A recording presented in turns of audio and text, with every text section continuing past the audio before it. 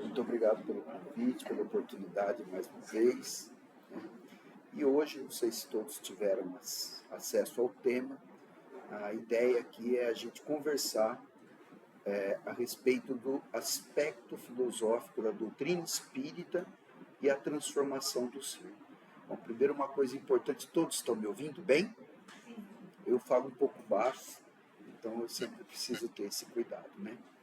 Eu gosto sempre de falar de que maneira, né, do porquê da escolha de um determinado tema. E há muito tempo, a gente trilhando na seara espírita, eu tomei conhecimento com uma frase que foi cunhada pelo nosso codificador, né, o nosso professor Rivail, né, ou Rivail, como dizem alguns. Então, eu vou ler para vocês aqui a frase, porque ela é de grande importância e me levou a refletir e a chegar a esse tema. Então, ele diz assim: seria fazer uma ideia bem falsa do Espiritismo crer que ele aure a sua força na prática das manifestações materiais e que, assim, entravando essas manifestações, pode-se miná-lo em suas bases. Sua força está na sua filosofia, no apelo que faz à razão e ao bom senso. Isso é uma característica marcante da doutrina espírita. A doutrina espírita ela é cunhada, o seu conhecimento, em cima da fé raciocinada.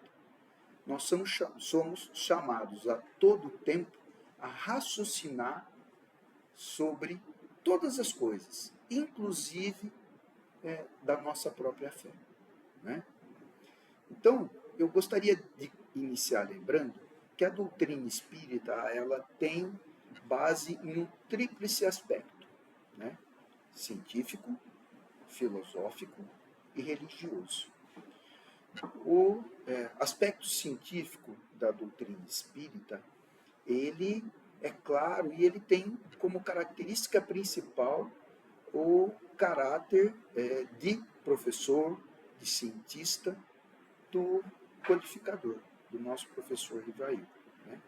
Ele se serviu de um método científico, de uma metodologia através da qual ele observou, registrou, catalogou, organizou e classificou os fenômenos e, a partir deles, ele chegou às suas conclusões.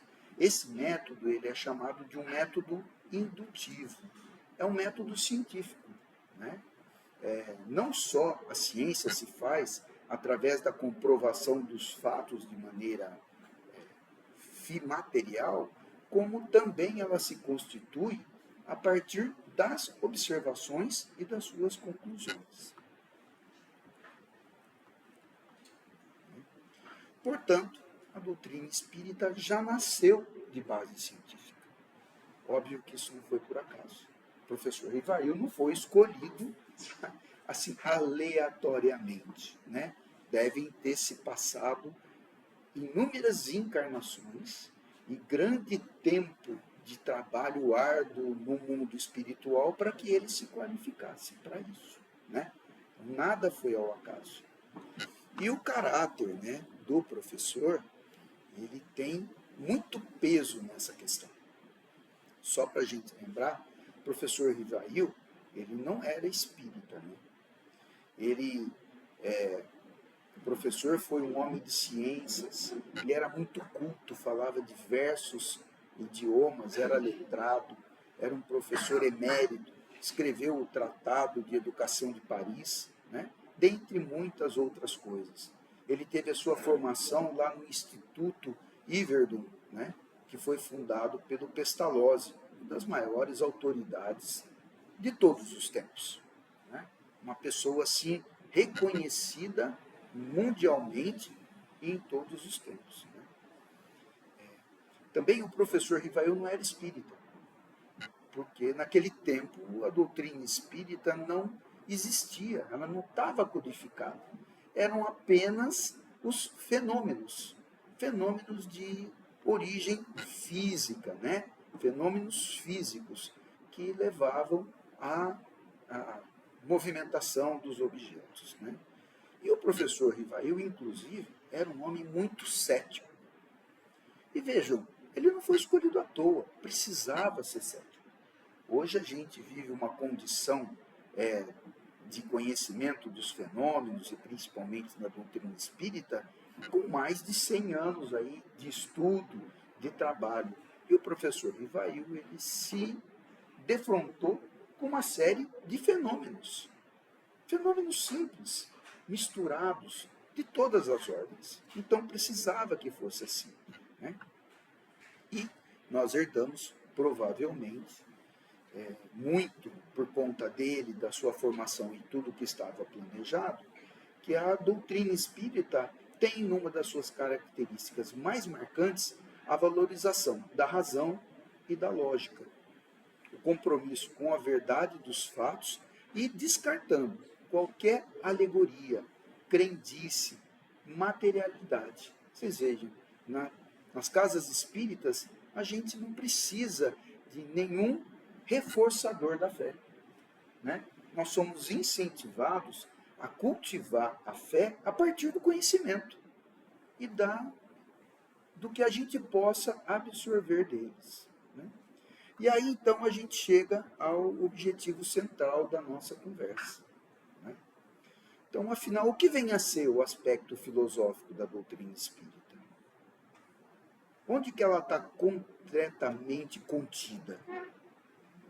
Eu gosto muito de partilhar, de participar. Então eu jogo essas perguntas para a gente, porque às vezes na plateia tem alguém que sabe até mais do que a gente, né? Então vocês fiquem à vontade para ajudar, contribuir, para se colocar, porque é na troca que a gente ganha, né? Onde que está então contido? Bom, para a gente conversar e poder aprofundar esse conceito, né, para a gente chegar a entender bem esse conceito, a gente precisa entender o que vem a ser filosofia e como é que ela surgiu, de que maneira ela está. Porque a filosofia, todos nós a temos, mesmo que a gente não tenha a percepção dela, né? Todos nós adotamos uma filosofia e ela é fundamental na nossa vida. E como é que começou? Como é que surgiu esse negócio, né? Então, antes ali, antes da era grega e greco-romana, né, os deuses, né, eram abundantes e a confusão que nós fazíamos do entendimento das coisas era muito grande. Então, como é que se explicava as coisas? O homem, né, e esse é um aspecto da filosofia, ele tem uma necessidade de entender e explicar a razão das coisas. Isso é inato em nós. Isso foi colocado em nós por Deus, nas nossas características, como uma mola motora. A curiosidade, ela movimenta a humanidade, né? E nós sempre tivemos necessidade de entender essas questões. E como é que era lá no princípio, né? Os pensadores da época tinham, por conta do pouco desenvolvimento intelectual da humanidade à época, por conta de falta de instrumentos que nos possibilitassem entender o mundo à nossa volta, eles tinham muita dificuldade de explicar para si próprios e para os outros o funcionamento das coisas. E como é que eles funcionavam? Como é que era? Aquilo que não era possível constatar materialmente era então explicado pelos mitos, né? E a palavra mito, o que ela significa, né? Ela significa um discurso, uma mensagem, uma invenção, uma lenda ou um relato imaginário. Então, já que eu não consigo explicar de maneira lógica, o que eu faço? Até hoje, ainda tem muita gente que faz isso, né? Joga para o sobrenatural, não é assim? Eu não sei explicar. Então, isso é sobrenatural. Quanto mais ignorante, mais necessidade a gente tem de recorrer ao sobrenatural, né? Então, a gente tem aí aqueles mitos, né? Vocês se lembram do mito de Atlas? Todo mundo já viu o Atlas, né? A palavra Atlas deriva deste ser mitológico, né, imaginário, como a gente não conseguia explicar como é que a Terra ficava situada no cosmos, o que eles usaram? Uma figura mitológica de um deus, né? De um deus que carregava sobre seus ombros o planeta Terra. E assim, tem muitos outros que a gente poderia citar aqui, né? Até hoje nós ainda temos pessoas que desacreditam da ciência. E hoje nós sabemos que tem uma tal de uma matéria escura, que ela se curva ao peso da matéria e que isso dá origem à gravidade, né? Mas lá em 540, antes de Cristo, não tinha essa possibilidade. Então era razoável que as pessoas entendessem que tinha lá um Deus que carregava o mundo nas costas, né? Assim como muitos outros, né? Então, valia muito a nossa imaginação, né? E daí vem uma porção de outras coisas, né? Então, era mais fácil compreender o mundo e todos os fenômenos que nos cercavam a partir dessa questão. Só que o tempo foi passando, o homem pensando, raciocínio gera inteligência, pensamento gera conhecimento, né? Porque nós não estamos sozinhos no mundo. Nós temos os seres invisíveis aqui, nossos companheiros de evolução, que estão o tempo todo empurrando a humanidade, né? Ó, vem um, de tempos em tempos vem um para trazer para nós um esclarecimento, né? Para trazer para nós uma compreensão daquilo que se passa. Então, agora a gente já viu como surgiu, né? Que esses pensamentos foram evoluindo até que chegou um momento em que a gente pode dizer que surgiu a filosofia, né? Então, o sentido da palavra filosofia ele é importantíssimo para nós. Filosofia é uma palavra grega, né? Onde philos significa amizade, amor, afeição. E sofia significa sabedoria. Então, filosofia, por definição, é amor à sabedoria, à ciência do saber, ao desejo de aprender, né? E como será que a filosofia surge? Assim, de graça? Apareceu um ser mitológico, um anjo, e falou, olha, gente, isso é filosofia. Não, foi consequência do nosso aprendizado e de muito trabalho duro, né? Então, a filosofia ela vai surgir, primeiramente, na Grécia, na cidade de Mileto. Vocês já ouviram falar, lógico, em Tales de Mileto, né?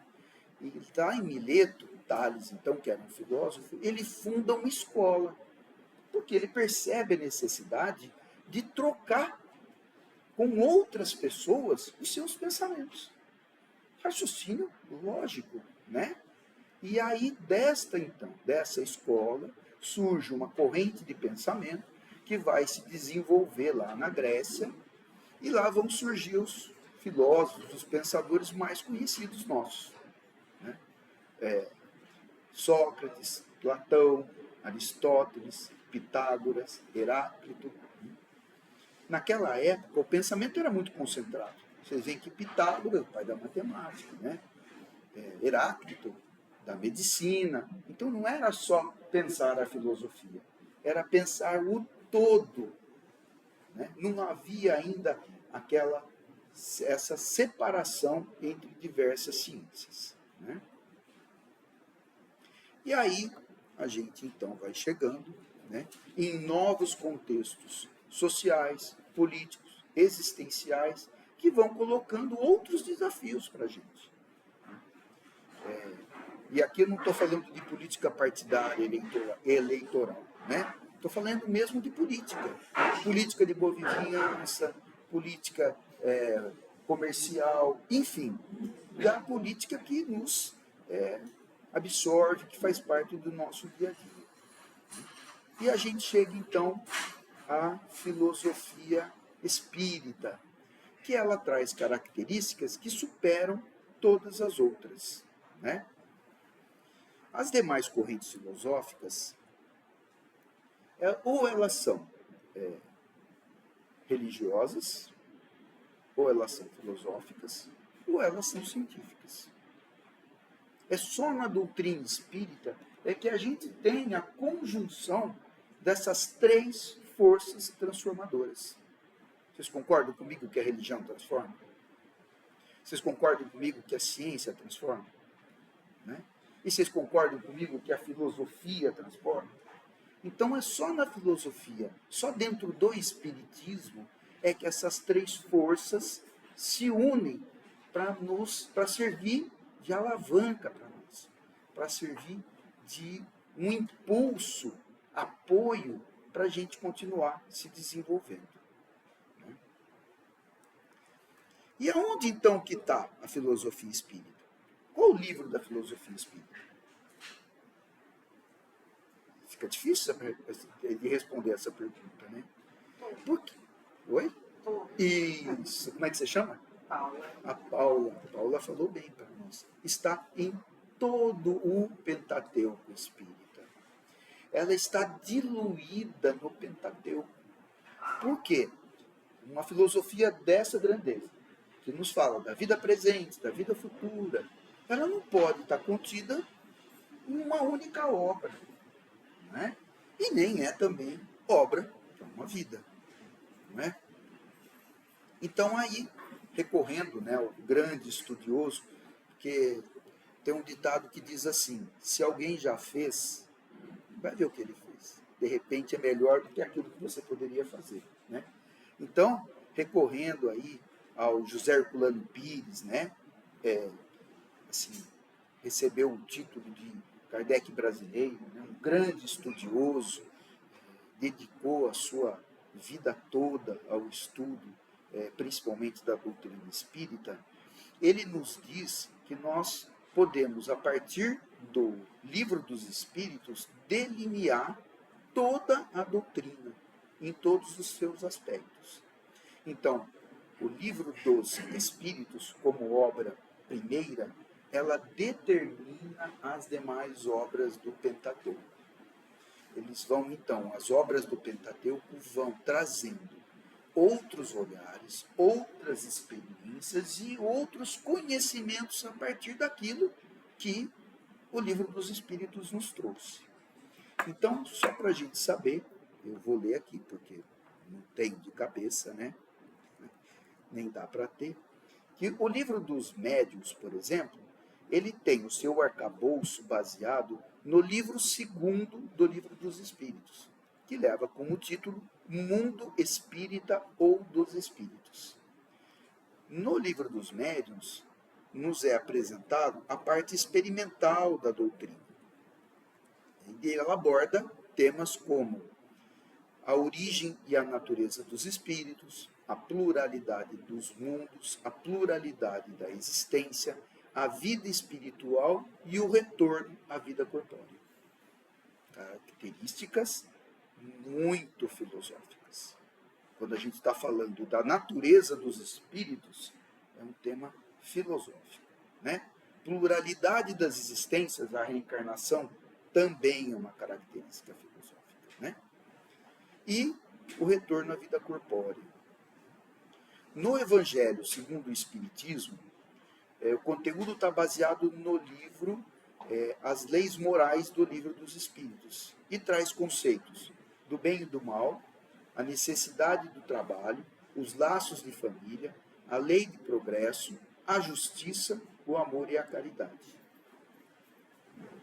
No O Céu e o Inferno se desenvolve a partir do livro 4º do Livro dos Espíritos, Esperanças e Consolações. Nele a gente vai encontrar as penas e gozos terrenos, as explicações sobre a expiação e o arrependimento e sobre as penas futuras. Na Gênese, ele vai falar sobre a Gênese, os milagres e as predições, vai abordar o livro primeiro, as causas primárias de todas as coisas, o mundo dos espíritos, que está no livro terceiro, e as leis morais. Né?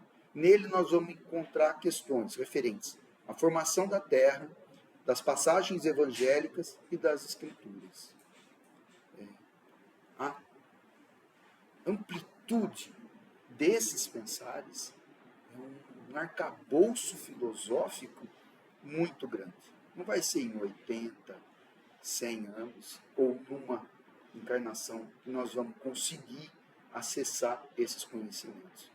O objetivo não é ficar no livro, né? Eles estão no livro como forma de chegar até nós, não é mesmo? Então, esse conhecimento e a prática desses ensinamentos são ferramentas que nós dispomos para uma vida mais tranquila e feliz. Porque nós vamos adquirir conhecimentos que vão nos ajudar a lidar com os dilemas da vida corpórea, né?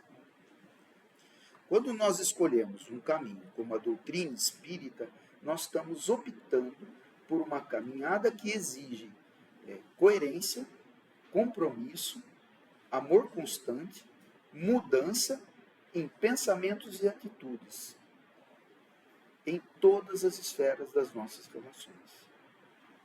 Nós somos seres sociais, né? E assim nós somos atores da construção do mundo. O mundo como está hoje não é obra de ninguém mais a não ser da raça humana.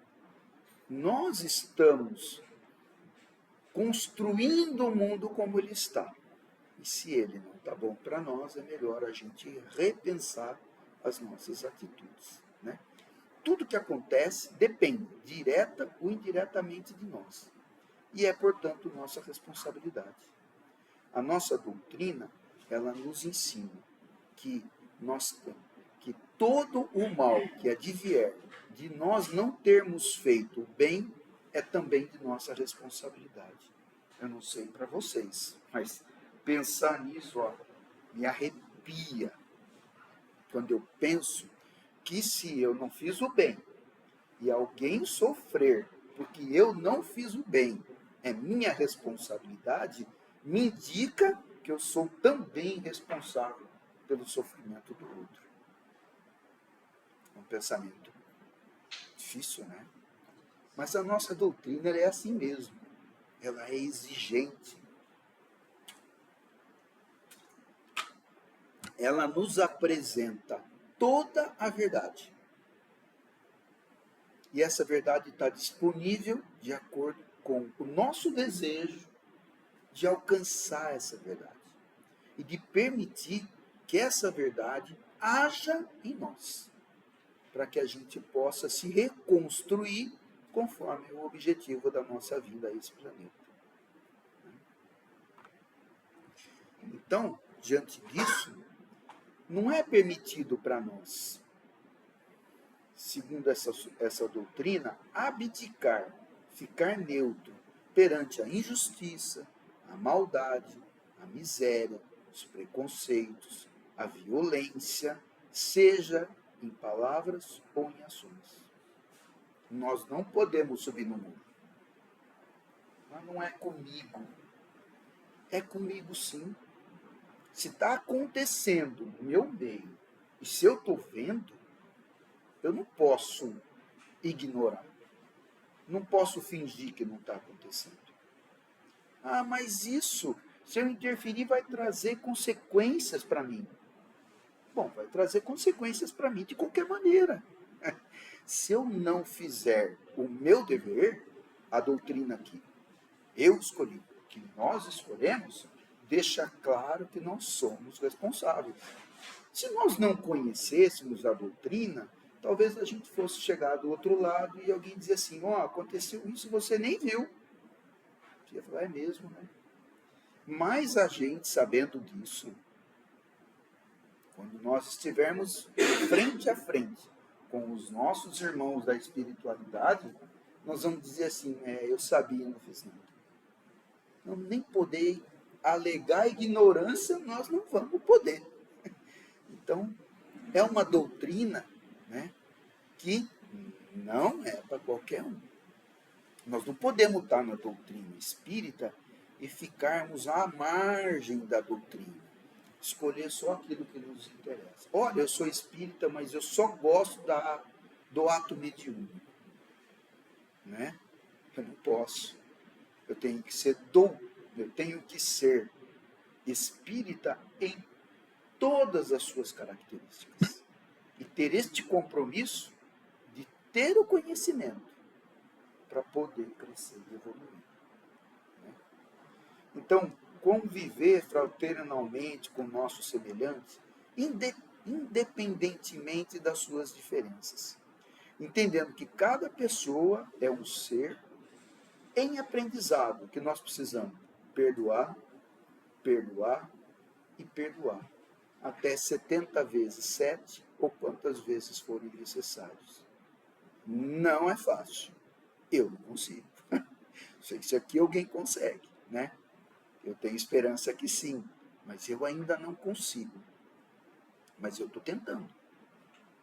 Eu preciso tentar. Eu preciso. Vocês precisam. Todos precisamos. Porque é a única maneira da gente viver em paz. De outra forma, nós não vamos encontrar a paz verdadeira. Nós não vamos encontrar aquele lugar que Jesus nos falou, que Jesus nos garantiu que esse lugar existe. Mas para estar nesse lugar, nós precisamos estar nesta condição na qual a gente ainda não está. Né? Durante a nossa... Peraí, gente, passei demais. Durante a nossa existência, seja na matéria ou no mundo espiritual, ainda que sem perceber e sem querer, nós estamos tomando decisões a cada momento. Cada atitude, cada pensamento é uma decisão. Aí eu só pensei. Pensou, agiu. Pensou, agiu. Não é diferente. Ainda que automaticamente e irrefletidamente. Que a gente precisa tomar consciência de uma coisa. Sempre nós temos escolha. Toda vez que a gente diz, eu não tive escolha, a gente está faltando com a verdade para a gente mesmo. Está querendo se convencer de que foi obrigado a isso ou aquilo. E é nos valores pessoais, morais, que nós baseamos as nossas escolhas. Toda escolha que a gente faz é baseada na nossa hierarquia de valores, ainda que a gente não pense nisso. Né? Então, aí é que a gente vê o poder de transformação da filosofia espírita. Porque ela transforma, ela altera, ela reconstrói a nossa hierarquia de valores. Vou dar uns exemplos aqui simples. Né? Antigamente, cachorro ficava amarrado no fundo do quintal. Se você amarrar cachorro no fundo do quintal hoje, o bicho pega. Não é? Não é verdade? Antigamente, o homem batia na mulher, mandava nos filhos, batia nos filhos. Experimenta isso. Fazer isso. Quem de nós hoje aceita isso? Antigamente podia comprar e vender pessoas. Hoje a gente não quer que compre nem animais. Animal de estimação não é para comprar. Não é? Porque não é uma indústria. Seres vivos não podem ser vendidos. Não podem ter propriedade. Não é mesmo? Então, nos apresentando novos entendimentos, novos conhecimentos, novos pontos de vista, a doutrina vai renovando a nossa maneira de pensar, a nossa maneira de agir e principalmente os nossos valores. Estou terminando, viu, gente? Então, quando nós despertarmos para essa verdade, que ainda é difícil para nós vamos mudar o nosso patamar de compreensão. Nós vamos olhar para o outro e ver um ser humano igual a gente, que erra como a gente erra. Né? E, naturalmente, nós vamos reformular a nossa hierarquia de valores. E nós vamos dar mais valor para o ser vivo, para o ser humano, para o meio ambiente. E menos valor para as coisas que nós consideramos nossa posse. Meu carro, minha casa, meu dinheiro. meu isso, meu aquilo, que não é nada nosso, porque vai ficar tudo aqui. Né? É só, mas nós estamos melhorando. É só lembrar, até um tempo atrás, tinha aquelas piadinhas, né? Raciais, afirmações machistas, sexistas, né? A forma como a gente encara essas coisas hoje. Hoje a gente fala mesa de cabeceira, porque senão o bicho pega. A gente mesmo não se permite mais, né? O outro termo nem fala, a gente nem usa mais. E se usar de repente, não soltar assim, fica rapidamente envergonhado. Né? O grandioso desafio da reforma íntima é uma obra para várias existências, para muitas reencarnações. Né? E nós precisamos lembrar de ser gratos e estarmos felizes por ela. A vida não é penosa. A vida é uma bênção. Nós estarmos aqui, ocupando essa matéria, vivendo nesse mundo que é perfeito. O nosso mundo é maravilhoso. Olha uma florzinha, sente um perfume, pegar uma criança no colo. Olha uma gravidez, uma gestação, que coisa... Consegue pensar uma coisa mais maravilhosa do que isso? E não é só de nós seres humanos, não. De todos os seres viventes. Né? Então, por sua dimensão, a doutrina espírita, ela aborda temas que chegam a todos os aspectos da nossa vida presente e da nossa vida futura. Por isso, ela precisa ser estudada. Não é lida, é estudada. E nós estamos vivendo um tempo primoroso para isso. Quando nós começamos, 40 e poucos anos atrás, ela até cobre o rosto. A gente não gosta nem de lembrar, né? Nós recebemos do Kardec uma apostilinha assim, uma folha de sulfite, tinha sido impressa, dobrada no meio, que tinha umas 6 páginas. Era a dona Terezinha Oliveira iniciando a sua obra, não é? E a gente tinha que se virar sozinho. Não tinha. Mas hoje, gente, hoje nessa casa tem curso, na nossa casa tem curso, no Kardec tem curso presencial, tem curso online, não é? As palestras são gravadas, os títulos são reproduzidos, os livros são baratos. Tem livro aqui de excelente, de R$5, R$4. Então hoje, este conhecimento, ele está acessível para nós. Porque muitos batalharam muito. O próprio codificador, o Chico, o Divaldo, a dona Terezinha Oliveira e tantos outros que lutaram tanto e que se dedicaram tanto para que isso tivesse fácil para a gente. Eu sempre falo lá no Gabriel, o Gabriel é uma casa que vai fazer 85 anos, né? E eu tenho 66. Eu cheguei lá, ela estava prontinha, prontinha, construída, pintada, coberta, tem água, tem lugar, tem cadeira, tem mesa. Tudo está sendo oferecido para nós. Tudo. E nós precisamos firmar o pé nessa doutrina.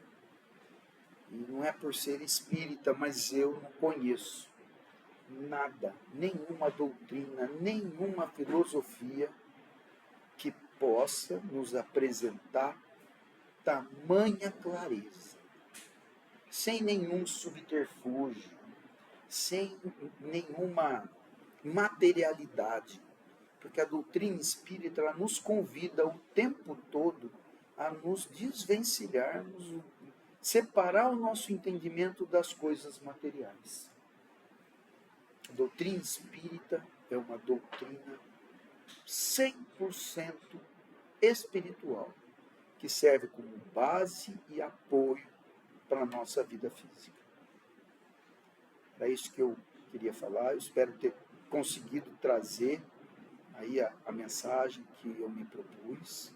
E mais uma vez agradecer muito a oportunidade de estar aqui com vocês nessa manhã. Muito obrigado. Deus abençoe a todos.